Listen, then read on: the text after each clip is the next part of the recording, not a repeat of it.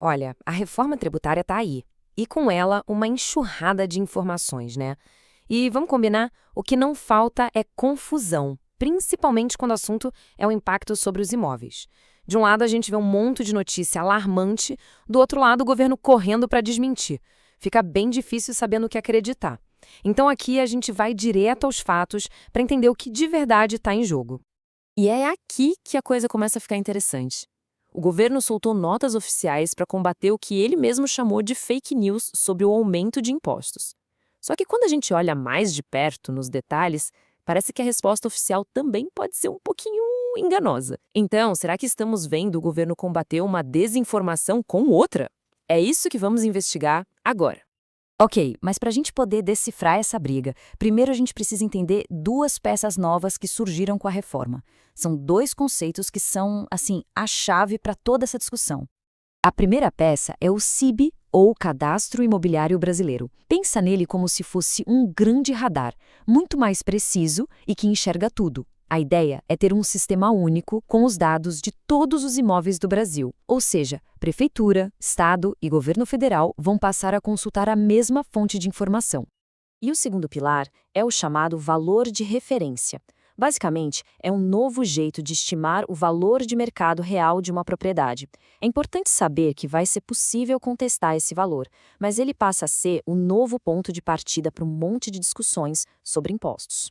Beleza, agora que a gente já sabe o que é o CIB e o valor de referência, podemos ir direto para o olho do furacão. De um lado, as manchetes alarmistas e do outro, a resposta oficial do governo. Vamos ver como essa história se desenrola. Então, o que começou a pipocar na internet e a deixar todo mundo de cabelo em pé? Basicamente, a narrativa era de pânico, que a reforma ia causar, de forma direta e imediata, um aumento gigantesco no IPTU, que o Imposto sobre Herança, o ITC-MD, também ia para as alturas e que isso ia pegar todo mundo de surpresa. Em resposta a isso, o governo veio a público com a posição bem firme. Disse o seguinte: a nova lei nem sequer menciona IPTU ou ITCMD, que esses são impostos locais, municipais e estaduais, e que o CIB é só para organizar a casa, para dar segurança jurídica. E olha, sendo bem técnico, eles não estão mentindo. Ué, mas se a resposta do governo está tecnicamente correta, por que essa polêmica toda continua? Pois é, a questão não é exatamente o que foi dito, mas sim o que foi deixado de fora. A verdade parece estar escondida justamente nos detalhes que não foram mencionados. E é aqui que a gente começa a ligar os pontos. O pulo do gato é o seguinte: embora a lei federal não aumente diretamente os impostos locais, ela cria as ferramentas perfeitas para que os municípios e os estados façam exatamente isso no futuro. Vamos conectar os pontos para entender. A lógica é bem clara, pensa só. Primeiro, o CIB centraliza toda a informação. Segundo, o valor de referência vai lá e estima o preço de mercado. Terceiro, essa informação super valiosa cai no colo das prefeituras e dos governos estaduais. Agora, qual é a probabilidade deles olharem para esses dados e simplesmente ignorarem, sabendo que as bases de cálculo deles estão desatualizadas? Essa analogia aqui resume a situação perfeitamente. As ferramentas estão sendo criadas, a informação vai estar na mesa. Acreditar que as autoridades fiscais locais não vão usar esses dados para aumentar a arrecadação é ser, no mínimo, otimista demais. E aqui a gente chega no ponto principal. As alegações de um aumento direto e imediato por causa da lei federal, essas sim são falsas. Erraram no como e no quando. Mas a resposta do governo omite o resultado mais provável, que é um ajuste futuro nos impostos locais com base nessas novas informações federais.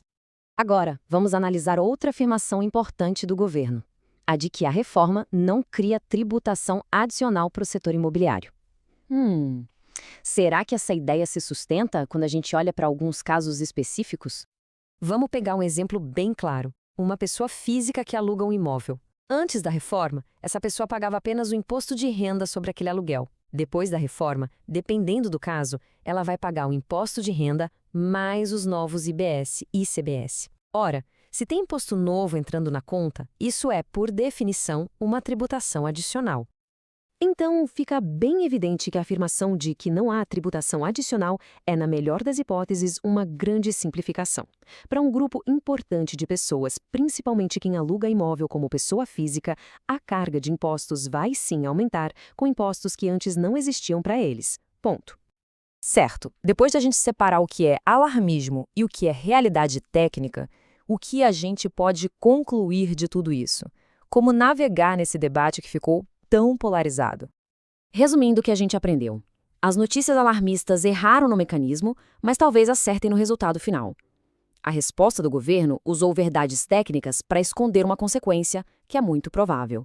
E sim, para algumas pessoas, vai ter imposto novo. A realidade é bem mais complexa do que qualquer um dos lados quer admitir. A grande dica, no fim das contas, é esta. O mais importante é entender como essas novas ferramentas, o CBEB e o valor de referência, vão funcionar na prática. É a mecânica da reforma e não a retórica política que vai realmente definir o impacto no bolso. E com isso a gente termina com uma reflexão final. Uma vez que essa porta foi aberta, com informações centralizadas e valores de mercado estimados para todo mundo ver, o aumento dos impostos locais deixa de ser uma questão de se vai acontecer para se tornar muito provavelmente uma questão de quando.